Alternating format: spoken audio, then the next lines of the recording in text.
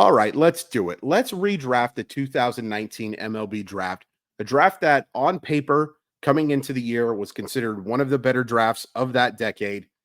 But to say it's exceeded expectations is quite the understatement, in part because the players at the top have lived up to expectations for the most part, and some star performances from players in the second round, the third round, and much later, lots of quality and quantity. It, of course, drops down as every MLB draft does as you get deeper, but this is a really good group. Let's issue the caveats, the rules of how this works very quickly. Number one, player had to have signed in 2019 in order to qualify for this list. So before you ask where Christian Encarnacion Strand is, there you go. Number two, everybody gets their first round pick and their first round pick only. By that, I mean Atlanta, no, you don't get the ninth pick anymore. Boston, you lost your first round pick because you signed a free agent. No, you didn't. You get it back. Everybody is just drafting in their original spot. Most importantly, and maybe most controversially, I am not going based on what they have done so far. I am going based on what I think the player will do going forward. Basically, this is the Alek Manoah rule. And let's just talk about Alek Manoah real quick. Because if you're basing it on success from 2019 on, Alek Manoah deserves to go very high on this list. But you look at Alek Manoah right now, it's really hard to justify that he's one of the 30 best players from this class. Is it impossible for Alek Manoah to get back to that form? No. Am I willing to bet on it? No. Is this my way of saying Alek Manoah is not on this list? Yes. But that's your little caveat. It's only based on what I think the player will do going forward. I think it's the fairest, most ethical, and to be honest with you, easiest way to go about this. All right, so number one is the Baltimore Orioles, who originally selected Adley Rutschman. And I'll be honest, I was tempted to just stick with Adley Rutschman. There is a clear big four in this draft. It could evolve into a bigger list, and there are, again, a lot of really good players in this class. But there are clearly four guys who were deserving of consideration of the number one overall pick. I'm going with Bobby Witt Jr., who originally was the number two pick of the Kansas City Royals. I just think that the ceiling for Bobby Witt Jr. is not only higher than Rutschman, not only higher than a couple other players on this list, it might be the highest in baseball. That is a very lofty compliment. I understand that. But you look at what this guy can do. He can hit for average. He can hit for power. He can steal bases. His improvement defensively can't be overstated. I watched Bobby Witt Jr. as a rookie play defense and was not impressed. I watch Bobby Witt Jr. now, and he looks like a legitimate shortstop. That is a significant difference. Now, the argument is shortstop versus catcher, and I think catcher is more valuable. It's also a position that's more difficult to stick at long term. And with the number one overall pick, I want ceiling. I want the chance for the superstar player. And I'm not saying Rutschman can't be that. We'll go over him when we have him picked. Spoiler alert, may not have to wait long. But for the number one overall pick, I'm going with Bobby Witt Jr. Pretty darn fun. Number two, the Kansas City Royals, who originally selected Bobby Witt Jr. We're just reversing them. Adley Rutschman goes number two. There's still so much to like, not only of what Rutschman has done, but what Rutschman can do in the future. My question mark is, will he tap into elite power? I think we've seen that he has elite raw power. I watched Adley Rutschman in the home run derby. I've seen Adley Rutschman take batting practice. There is no doubt that he has, on the 20/80 scale, 70 grade power, raw. Hasn't really applied yet, and I wonder if he maybe is too passive to reach that mark. That being said, he's an excellent defensive catcher. He has an unbelievably good approach at the plate. Yes, sometimes it's passive, but he gets on base at such a high mark. He's not a guy who gets on base and sacrifices it for average. Can certainly be a guy who can hit 300 someday. There is so much to like about Adley Rutschman before you mentioned that he's a great defender, apparently a great leader in the locker room as well. If you want to call him the number one pick, you're not wrong. I'm just choosing to go with upside instead of floor with Witt Jr. But I'm getting plenty of both at number 2, and Kansas City should be thrilled to get a player like Rutschman with that second overall pick. 3 and 4 are just as difficult as 1 and 2 are. And I've debated this up until the point that I started recording. The original pick for the Chicago White Sox at number 3 was Andrew Vaughn out of California. Andrew Vaughn obviously is not in consideration for this pick. Will he be in consideration for a later pick? You'll have to wait and see. I'm going to go with Corbin Carroll, originally picked by Arizona in the middle of the first round. What an absolute steal. Arizona, I'm sorry we're doing this exercise because you do not like that you have just lost Corbin Carroll in this very hypothetical, subjective thing.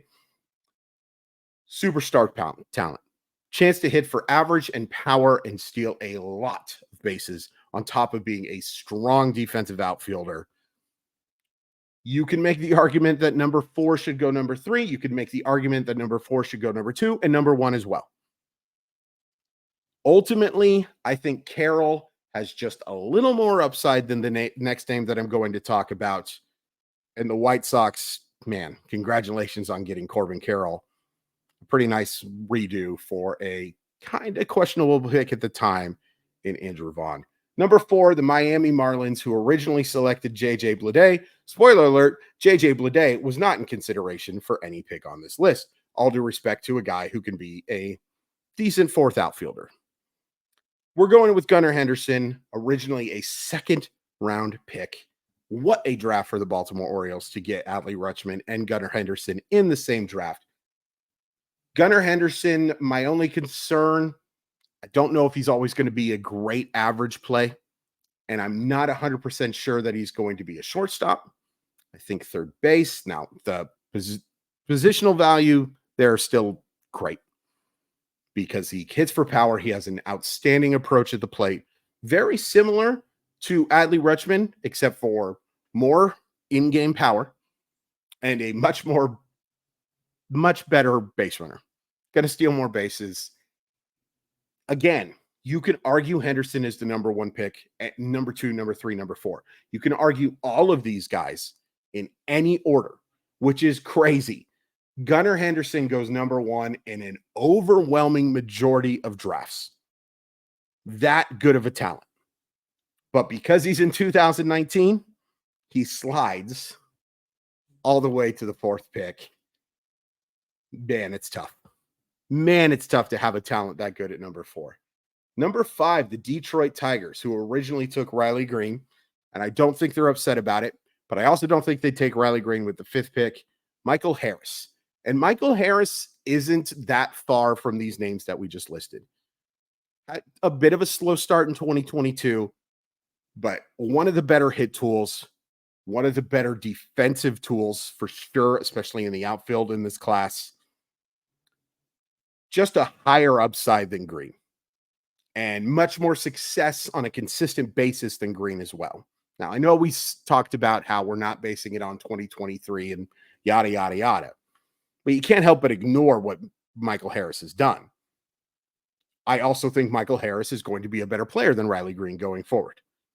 I wish he took some more pitches, but it's very hard to argue with the success, and it wouldn't completely shock me if we do this redraft again in 2029, and if we're doing it again in 2029, then something went wrong and I'm just not quite as successful as I thought I was going to be. No, I love doing stuff like this. Don't get me wrong.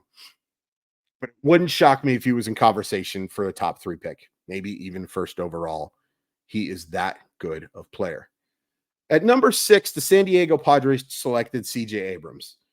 In this one, I have them selecting C.J. Abrams.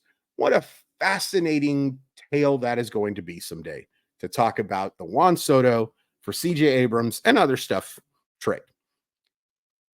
It's interesting that we're talking about C.J. Abrams now because C.J. Abrams is the reason I'm redoing this, or wanted to talk about this, I should say, because I've watched C.J. Abrams look fantastic in 2024, and I was a big fan of CJ Abrams coming into that 2019 draft.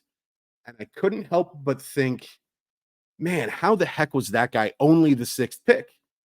And then I look at some of the guys who went ahead of him, and clearly he should have gone ahead of some of them, but pretty clearly he shouldn't go ahead of all of them. And he ends up going exactly where he ends up going. I love CJ Abrams. I think he is a dynamic talent, going to lead the league in stolen bases someday, if it's not this year, has really tapped into the power, making much more hard contact. A lot of people were really concerned by how he looked in 2022 as a very young player and struggled for a lot of 2023, but has clearly figured out the launch angle stuff. Good shortstop. Still has some stuff to work through defensively and offensively.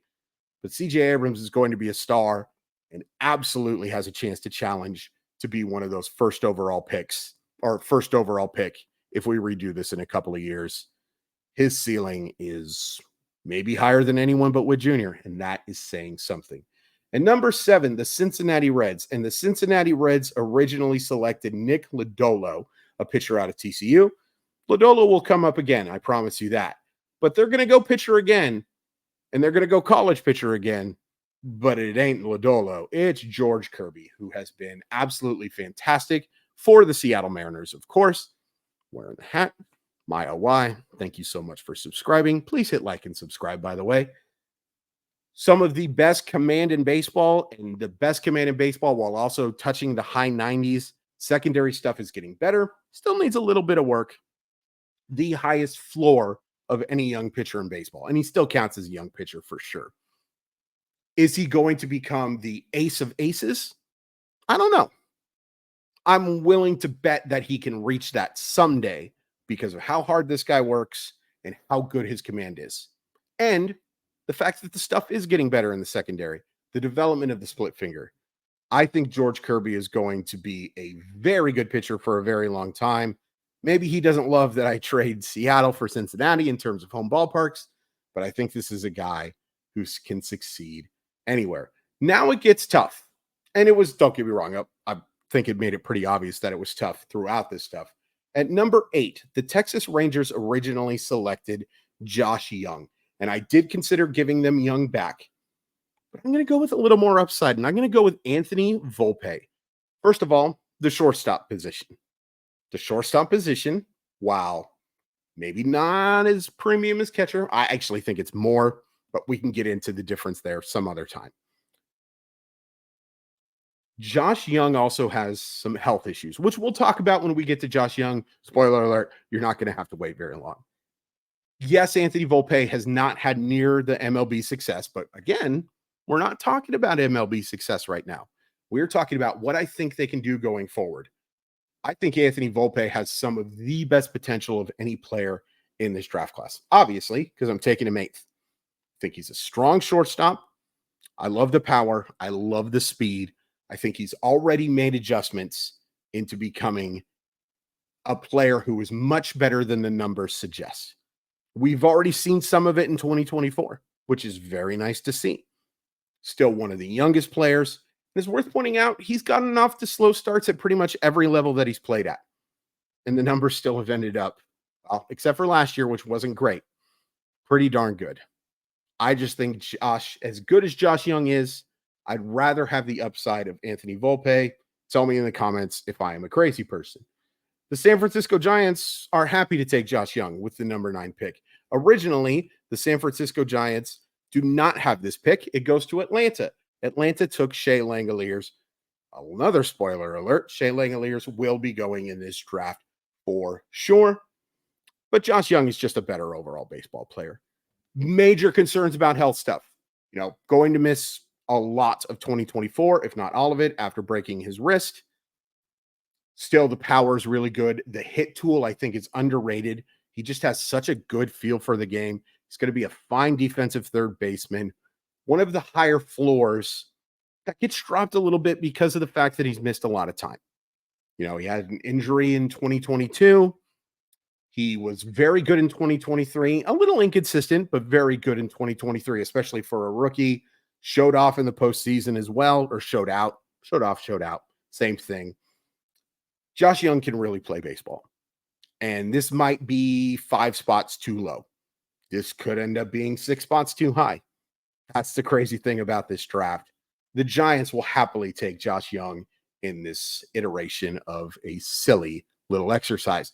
Number 10, the Toronto Blue Jays. This was originally San Francisco, of course, and they took Hunter Bishop, who just didn't work out.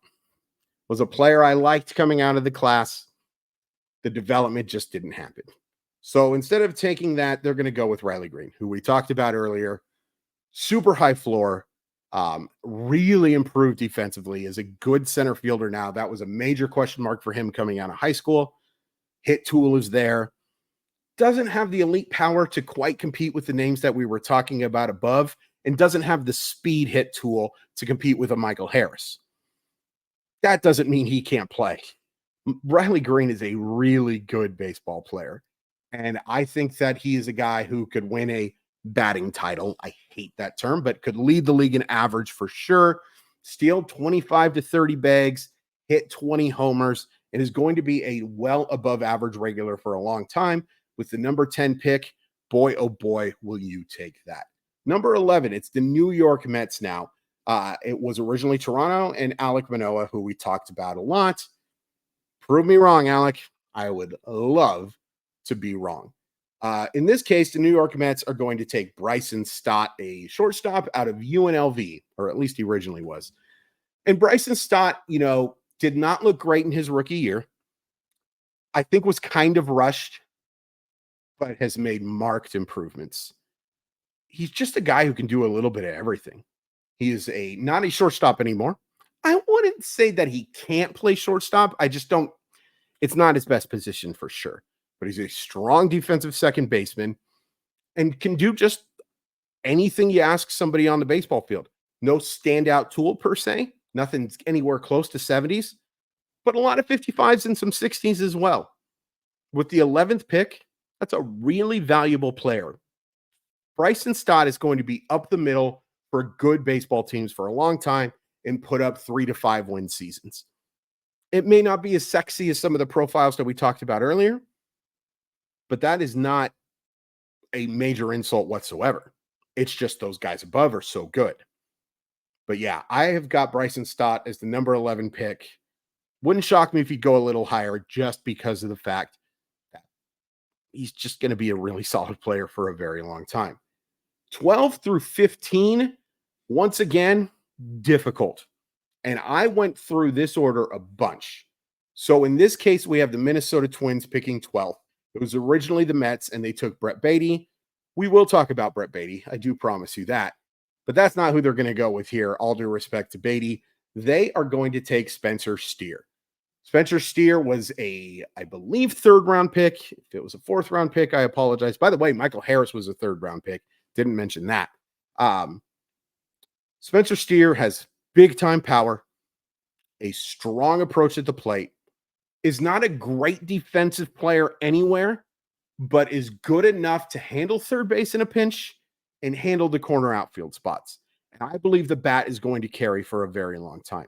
I don't think we've seen the best of Spencer Steer yet, and he's been pretty darn good. Now, we'll lose that very friendly home ballpark, the thing we were talking about with George Kirby, but I think he can hit anywhere.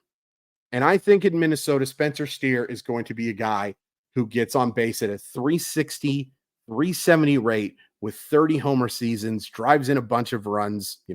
Hopefully they did well in their other redrafts. You could argue a few other guys in this spot, including somebody that they drafted much later, who we'll talk about in just a sec. Not the next pick, but maybe the pick after. But Spencer Steer, to me, is the 12th best player in this draft. Number 13 is those Philadelphia Phillies who did take Bryson Stott. They don't get Stott, but they get a fun one. They get my main man, Vinny Pasquantino. You just have to say it with the accent. It has to be done. Pasquantino was an 11th round pick. Ain't going 11th when the redraft happens, which, in real life, it never happens. But Pasquantino is one of the better offensive players, of young offensive players, I should say, in the American League. Great approach at the plate. Not just a guy who is a 3 true outcome guy, though. I think he's going to hit for a very solid average. I think that the power, while not elite, is very good, and he can hold his own at first base. I think he has one of the highest floors in this class. He's very similar to Spencer Steer offensively, but I think he has a little bit better on base tool, but can't play the outfield the way Steer can. Not that Steer's great. Vinny Pasquantino just flat out can't play it. So I've got Vinny P going to Philadelphia, and I'll say this. I think Philadelphia Phillies fans would love a Vinny Pasquantino. Number 14, the Los Angeles Angels. Originally, this pick. Okay, so I was wrong, by the way. Minnesota actually took Keone Cavaco, not in consideration for this draft. Originally, the 14th pick was Bryson Stott by the Philadelphia Phillies, who we just talked about, obviously. The Los Angeles Angels, who did not have a first-round pick. Oh, yes, they did. And it wasn't a good one. There's no edit button on these folks. There's no edit button. The Los Angeles Angels, it's fun to say Vinny Pasquantino. It's also fun to say Edouard Julien, who was a 12th round pick. Boy, oh boy, has he exceeded expectations. Some defensive concerns to be sure. But this guy gets on base at such a high rate. He's tapped into his power. He's not just an OBP guy. I do think he's going to be a solid average play. I think he's going to be a strong offensive player for a long time. Do I think he's a long-term second baseman? Probably not. First base would be the position that I guess he gets moved to and could be a long-term DH. But there's a little bit of Jose Vidro to him. A little bit of that guy, but a little more pop than in his bat than Jose Vidro. But a similar type of offensive skill set. And you will take a Jose Vidro career. With the 14th pick, you will take a Jose Vidro career. Edouard Julien is going to be very happy with the Angels, and the Angels are going to be very happy with him. I have no proof of either one being true. Number 15, we have the Arizona Diamondbacks. This pick was originally the Angels, like I said, and they took Will Wilson. Whoopsie daisy. Wilson ended up getting traded to the San Francisco Giants. Has no chance of really being a successful long-term MLB player. All due respect. The Diamondbacks are going to get Nick Lodolo. And I will say this. I bounced this list off a couple of people. And people did tell me that they think I have Lodolo going a little too low. And I get it. When healthy, this guy has... So let's talk about Lodolo's profile real quick when he came out of TCU. He was a command guy ahead of stuff. And that's changed. Now, the command's still pretty good. It's not great, but pretty good. But he has legitimate swing and miss stuff. Kudos to the Reds for tapping into it. Now, he's been too homer prone, and he's also struggled to stay on the diamond. But in terms of pure stuff, he's the best pitcher on this list by a long shot. And there might be a couple of guys who might argue with that. In terms of guaranteed starters, yeah, I think Lodolo probably has the best stuff. And I think that he will have a long, flourishing career in Arizona, and he's probably thrilled to get out of Cincinnati's ballpark. We've talked a lot about Cincinnati's ballpark. But yeah, the Arizona Diamondbacks end up with Nick Lodolo. Number 16, it's the Arizona Diamondbacks originally, and they took Corbin Carroll. Gosh, they got to be just mad as heck that this is happening. Just filing protest after protest, because what a steal they got with Corbin Carroll. In this case, it's the Washington Nationals who have this pick, and they're taking Shea Langoliers, who we talked about was drafted much earlier originally, and is a solid baseball player, a good defensive catcher, a really strong throwing arm, and has big-time power. The plate discipline scares me. And I don't think he's ever going to reach top 5 catcher status. He doesn't have to if he's drafted in this round. Obviously, he doesn't have to. Nobody has to do anything. Well, we can have that moral debate some other time. But I think Shea Langoliers is going to be a solid starting backstop for a long time. And if the approach can get better, if he finally kind of clicks in that, hey, maybe working counts is a great idea, maybe he's more. Maybe he's more, but his defense and his pop will play, and that's why he's going with the 16th pick. Number 17, originally the Nationals, they took Jackson Rutledge, a pitcher out of San Jacinto College. Rutledge, yeah. I mean, there's still a shot, but I have a lot of doubts about whether Jackson Rutledge ever ends up being more than organizational depth. Pittsburgh Pirates actually get this pick now, and they're taking Michael Busch, who has really impressed so far in 2024. But I'm not just basing it on that. I'm basing it on the fact that he was a top 50 prospect entering the year for me. Love the approach. Love the fact that he has tapped into the power. One of the rare North Carolina hitters who has tapped into that power, if we're just being completely honest with you. No, I wasn't just watching highlights of Dustin Ackley. How dare you suggest that I was? Kyle Seager also tapped into it too, to be fair. But I really like his approach. I really like his offensive skill set. I wish he was a second baseman instead of a first baseman, but I still think the bat's going to play. I think the bat's going to play just fine. And another guy who has a chance to go much higher if we do this redraft in a couple of years. Number 18 is going to be the St. Louis Cardinals. Originally, it was those Pittsburgh Pirates, and they took Quinn Priester. Priester was somebody I considered. I had some question marks about whether or not the command is going to be good enough to be a starting pitcher, a former top 50 prospect who I just couldn't quite justify putting on this list ahead of some other guys. Sorry. Maybe if we did a top 35, he goes one of the first guys off the board for sure. But I don't think St. Louis considers him over Ryan Pepiot. Now, Pepiot is a guy who has had his ups and downs as a major league player. But you look at the overall stuff and you see that fastball, slider, change. I just think Ryan Pepiot has a chance to. We talked about Nick Lodolo. I think Pepiot's stuff is better. Now, because his command is so inconsistent, not a lock to be a starter. Could see him being a multi-inning reliever or maybe even a high leverage one, a risky high leverage one because we'll issue some walks. But I would be very curious to see what he could do as a max effort type of guy. Now, I hope we never get to find it out. I hope my curiosity goes unanswered because I think Ryan Pepiot does have the stuff to start. And he has made some improvements with command. I also can't help but point out that he's in Tampa Bay. And Tampa Bay's done a really good job with profiles like this. So I think Ryan Pepiot, while there is a lot of volatility, I think the St. Louis Cardinals would be thrilled to have him with the 18th overall pick. Number 19 goes to the Seattle Mariners. And they are also a team that is very upset with this redraft. And we'll talk about why when we get to pick 20. Originally, the Cardinals took Zach Thompson. We might talk about Zach Thompson in a little bit. But here, the Seattle Mariners take Brett Baty. Brett Baty really struggled in 2023. But I think you have seen the signs of life in 2024 that made him that 12th overall pick. Very good hit tool. Beginning to tap into the power from the left side.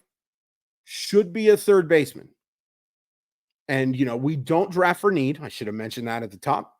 Needs were not considered on this list, obviously. Or fairly obviously, I think.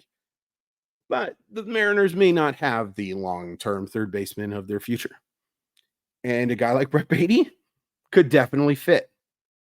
I don't know if he's ever going to be quite as good as we thought he was going to be coming out of that 2019 class. A guy I was really surprised actually fell to the 12th overall pick.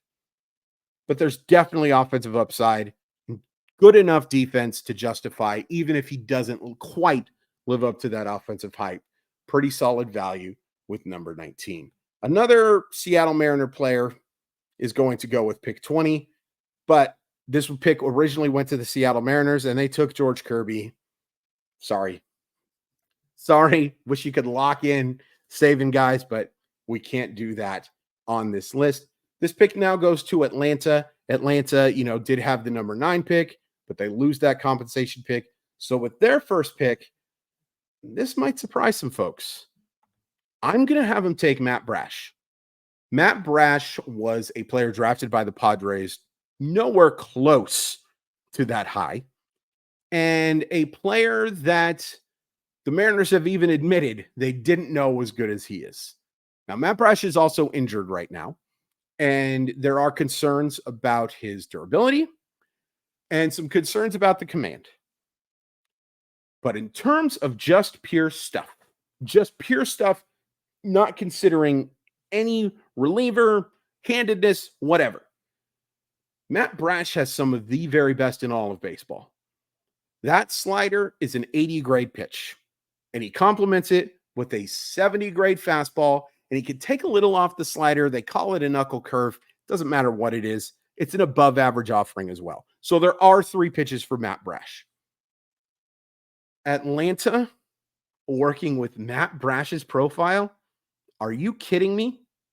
All due respect to the Mariners, who have done a fantastic job of developing pitching as of late. Obviously, all due respect to San Diego, who did a good job of untapping some of that stuff for Matt Brash. All due respect to the college that Matt Brash came from that I don't remember off the top of my head.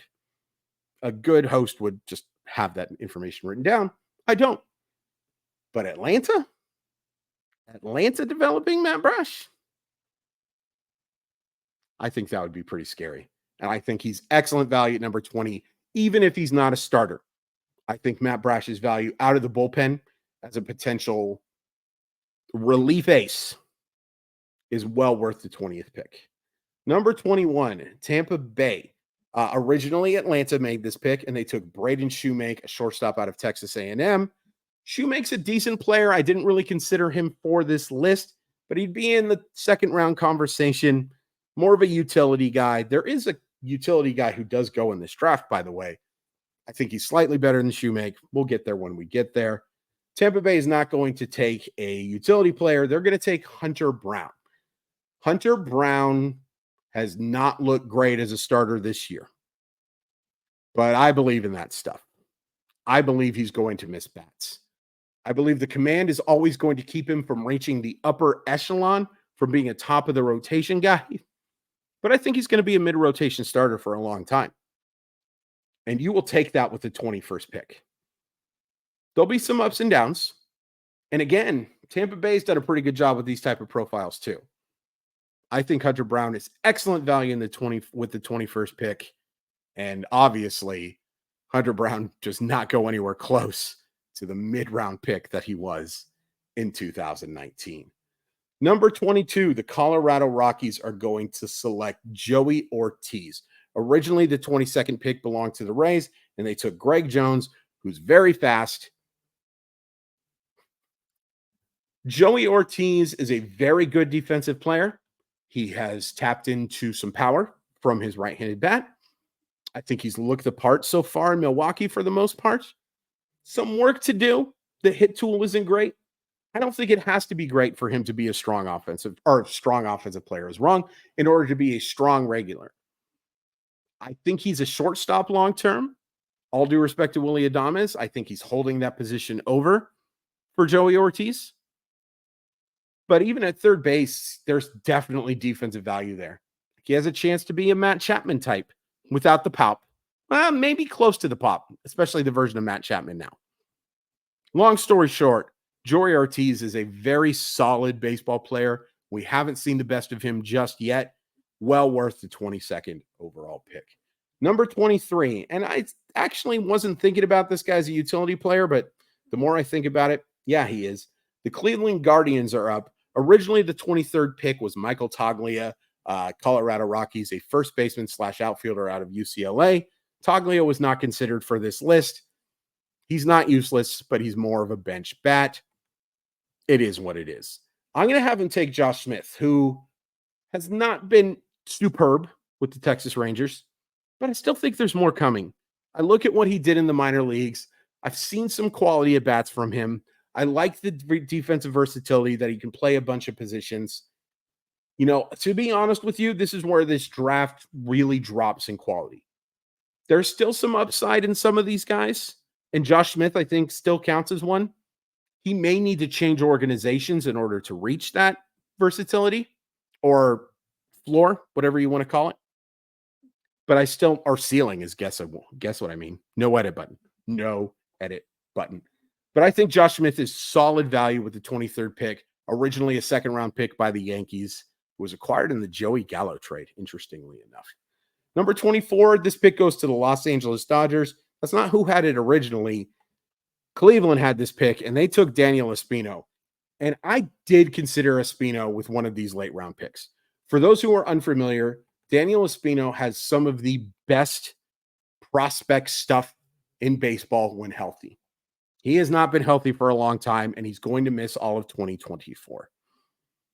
As much as I like that arm, I can't justify taking him above guys who have had some success in the majors and still have ceiling left, a chance to have much longer major league careers, or more likely to have longer major league careers. Really hope I'm wrong, and I hope Daniel Espino, when we redo this draft again, goes much higher. Anyway, this pick goes to the Dodgers now, and they're going to take Vaughn Grissom. We have not seen Vaughn Grissom yet. We saw flashes of brilliance from Vaughn Grissom in 2022. He doesn't win the job in 2023. It goes to Orlando Arcia, who, great job by Atlanta in developing him into the guy we thought he might be in Milwaukee. Anyway, Vaughn Grissom, I do think, has a chance to be a very solid offensive player. You just can't take him over the guys that we've mentioned because he hasn't had that much major league success yet. And he's not the defensive player that Joey Ortiz is. He doesn't offer the versatility that Josh Smith does. He has a higher ceiling than both, and maybe that does justify Vaughn Grissom going higher in a hypothetical redraft. But I'd prefer him in this 24 range. Wouldn't shock me if he's much higher in a redraft. Wouldn't shock me if he's off this list altogether. That's the risk and reward of picking this late. Number 25, it's the Chicago Cubs. Originally, the 25th pick did belong to the Dodgers, and they took Cody Hose. Nope. In this case, the Chicago Cubs take Zach Thompson, a left-handed pitcher who we mentioned earlier. He's just your prototypical back-end starter. Nothing to go gaga over here, but he's safe. And if you can get some safety with the 25th pick, you'll take it. He is going to be a fourth or fifth starter for a very long time. He is going to have some frustrating starts. You're going to want to have a good defense behind him. But for the most part, he's going to get his Marco Gonzalez on and be a solid back-end option. Again, not sexy, but with the 25th pick, you bet your sweet bippy that Major League Baseball teams will take it. Want to make a quick reminder to hit like, please hit subscribe. We've only got 5 more picks, so let's finish them off. Number 26 is the Milwaukee Brewers. Originally, the 26th pick was Blake Walston, a pitcher who just hasn't been able to find the strike zone on a consistent enough basis. He was not in consideration for this list. Andrew Vaughn, who we mentioned earlier, the 3rd overall pick originally, nowhere close to that, and nor should he be. There just hasn't been enough offensive consistency. However, there has been enough flashes for me to say, yeah, I'll take my chance on him as the number 26 pick because I have seen plus power from this guy. And I will hope that he can tap into it. He kind of screams Milwaukee Brewer. We've seen a lot of these type of profiles. The fact they tried him in the outfield was kind of hilarious, if we're being honest with you. Pure first base. Gonna cough real. Did I mention pure first base? I think I mentioned pure first base. Anyway, at 26, it's worth the risk. The 27th pick, the Oakland Athletics are going to take Jared Triolo. Originally, the 27th pick was, probably should have had it right in front of me, Ryan Jensen, a right-handed pitcher out of Fresno State by the Cubs. Jensen was not considered for this list. It's the nicest way to put it. Triolo is just a utility guy, but he's going to be a good one for a long time. And he's had a little bit, probably more success than you think with the Pirates so far. A solid approach. A guy who can play a lot of positions. You'll take it. It's not sexy, but this bottom part, and this is true about every redraft, especially when we no longer have prospects, guys drafted in 2019, we're not talking about guys who are on the verge or players that just haven't made that reach to the majors yet. Not a lot of that happening. Now, if we did 2020, 2021, yeah, we can talk about that. Heck, we might just do that in the coming weeks. But for now, we're talking about guys who will kind of not are what they are, but yeah, there's not like prospects on the way. So a player like Jared Triolo makes sense. A player like Dominic Fletcher also makes sense. And with the 28th pick, I have the Yankees selecting them. Originally, the 28th pick was the Brew Crew, and they took Ethan Small. I still think Ethan Small is kind of interesting. There's just a little too much risk for him to justify as a first rounder right now. I really like Dominic Fletcher. Strong defensive player. I thought that was one of the more underrated trades. The White Sox are a absolute dumpster fire, whatever you want to call it. One of those is right.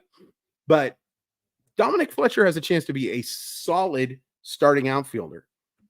And I really like that move for them. And I like the fact that I think he's going to get a chance to play quite a bit. Dominic Fletcher with the 28th pick does make some sense to me. The 29th pick goes to the Houston Astros. Originally, this was Logan Davidson, a shortstop out of Clemson. Not in consideration for this list. Said that a lot, haven't I? It's funny how these drafts go. Ryan Nelson is the pick here.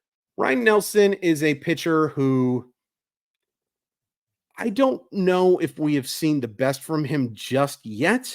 I'm not expecting massive improvement, but I think he can be a mid-rotation starter, a third or fourth guy in a rotation, has had some success, probably a little bit underrated, doesn't have the upside of Brandon Pfaadt or, some of the other arms in that rotation or some of the arms that were considered prospects at the time, but maybe a little bit higher floor. I think Ryan Nelson will be a solid back-end starter. And finally, the Boston Red Sox, who have the 30th pick, take Brenton Doyle, an outfielder that I don't think is ever going to be a great hitter, but can go get it. Originally, this pick, by the way, was made by the Yankees, and they took Anthony Volpe. They are definitely protesting the decision of this draft to happen. Best of luck to you. Send your paperwork. I won't tell you where I'm based out of, but, it's not going to happen. Brendan Doyle is going to be a really strong defensive player for a long time. He's going to be an option off the bench as a base runner if he doesn't hit enough. The 30th pick. With the 30th pick, you will absolutely take it. You can argue that some of the upside plays like a Spino should go ahead of here. Maybe a Shoemake makes more sense. A Quinn Priester, who we talked about. But I'll take the floor knowing that also, and again, we don't draft for need here, but the Boston Red Sox need defensive help. And Brendan Doyle would provide a lot of it. So that's it. That's my entire 2019 MLB Redraft. Where did I screw up? Where was I perfect? How mad are you that the Seattle Mariners no longer have George Kirby? How mad are you that Adley Rutschman wasn't the first pick, even though he's done nothing wrong? Please hit like and subscribe. Really look forward to doing more lists like this. This was fun and long, but fun.